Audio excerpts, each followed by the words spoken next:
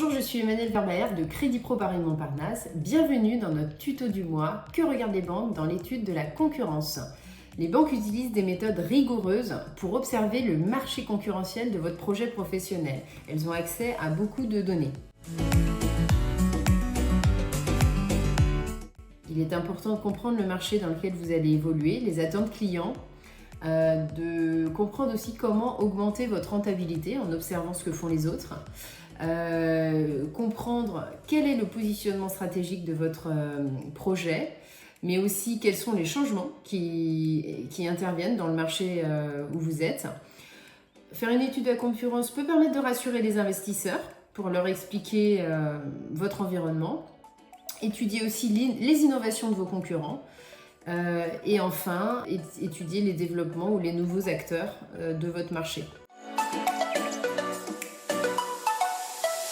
Déjà, il faut regarder l'aspect géographique, voilà, faire des études de distance, de zones de chalandise, de données sectorielles, pour vraiment se rendre compte dans quel environnement vous évoluez, surtout si vous êtes sur un commerce avec des impacts de distribution géographique. Ensuite, il est important d'étudier toute la e-réputation de vos concurrents et voir comment vous allez vous positionner dedans.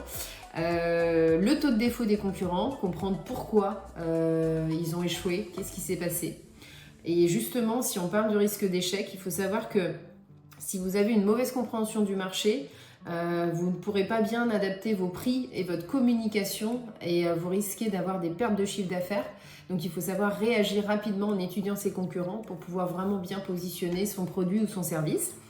Ensuite, dans les points clés à balayer, c'est aussi lorsque vous rédigez votre business plan dans le dossier de financement, il faut accorder 15 à 25% d'un BP à l'étude concurrentielle. C'est très important que le banquier comprenne que vous maîtrisez votre environnement concurrentiel. Alors, un point essentiel est le business plan. Une partie de ce business plan est intégrée dans le plan de financement, mais dans le business plan, il faut accorder au moins 15 à 25% de votre rédactionnel à la partie concurrence. Il faut repositionner en fait votre produit, votre service dans l'industrie avec les acteurs, les nouveaux entrants et vraiment tout expliquer sur cette partie-là. D'ailleurs, quelques chiffres intéressants, 42% des startups qui étudient la concurrence réussissent à mieux s'en sortir au bout de plusieurs années. 68% des sociétés qui font des analyses de concurrence régulières réussissent à optimiser leurs produits et services. 64% des entreprises qui suivent aussi la concurrence réussissent à s'adapter en permanence. Et lorsque vous faites des études de la concurrence régulière, vous réussissez à gagner 5 à 10% de marge, ce qui n'est pas anodin. Eh bien, les dirigeants des sociétés concurrentes sont regardés, il y a plein d'outils. Il y a aussi évidemment la partie financière qui est regardée chez les concurrents et notamment l'évolution du chiffre d'affaires.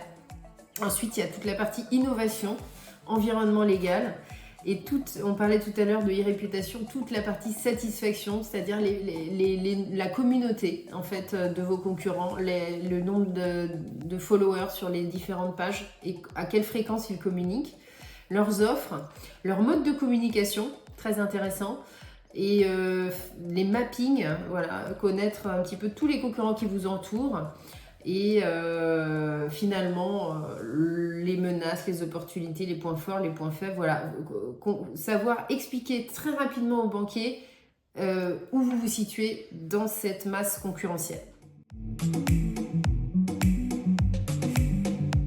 Alors une fois que vous avez collecté toutes vos données sur la concurrence, l'idée c'est d'utiliser des méthodologies pour structurer les idées et pouvoir aussi mieux les présenter aux banquiers. Alors on connaît pas mal d'outils, il y a le SWOT avec les forces, faiblesses, opportunités, menaces, les forces de porteurs qui sont plus liées aux forces de négociation, le benchmarking, les matrices stratégiques comme le BCG ou la matrice de Hansnoff. Ensuite, il y a des outils intéressants comme les veilles concurrentielles ou les enquêtes. Et aussi, ce qui est très sympa, c'est de faire une cartographie concurrentielle. Utiliser l'intelligence artificielle, faire des visites de commerce sur site, des enquêtes mystères et les analyses de données. Alors en termes de base de données, on a par exemple Market Research, Bloomberg et sinon une base de données très intéressante sur les données sirènes de vos concurrents et les données de leur société qui est Papers.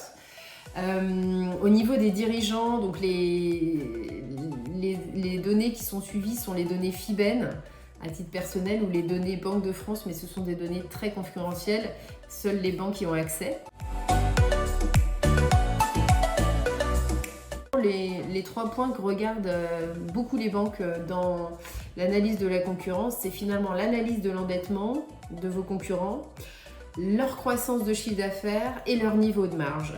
Donc finalement, le plus approprié est de travailler tous les points clés de la concurrence avec votre courtier pour pouvoir être pertinent et convaincre les banquiers de vous financer votre projet professionnel. Merci.